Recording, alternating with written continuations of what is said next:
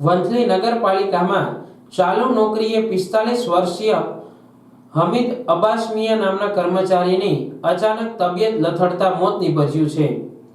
વંથલી નગરપાલિકામાં મુકાદમ તરીકે ફરજ બજાવતા હમીદ અબ્બાસ મિયા જે પોતે નોકરી પર ફરજ બજાવી રહ્યા હતા તે દરમિયાન અચાનક છાતીમાં દુખાવો ઉપડતા ત્યાંના સ્ટાફ દ્વારા વંથલી સરકારી હોસ્પિટલે ખસેડવામાં આવ્યા હતા, પરંતુ તબિયત ખરાબ થતા જૂનાગઢ સારવાર માટે રિફર કરાતા ત્યાંના ફરજ પરના ડોક્ટરે તેને મૃત જાહેર કરતા વંથલી નગરપાલિકાના સ્ટાફ તેમજ ગામમાં શોકનું મોજું ફરી વળ્યું હતું। મારું નામ નટુભાઈ બાલભાઈ ચુડાસમા મુકદમ બાપુના સાથે હાડા છે ભેગા હતા।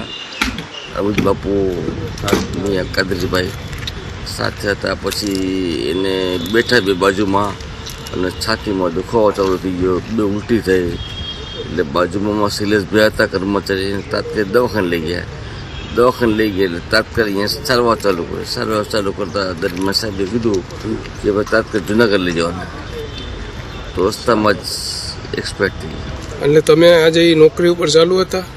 તમારી સાથે હતા? સાથે હતા। અને તમે જ એને દુખાવાનું ચાલુ થયું એટલે વંથલી સરકારી પછી ત્યાંથી ક્યાં ગયા? સિવિલમાં જુનાગઢ રસ્તામાં જ આ બીના બની। ઓકે।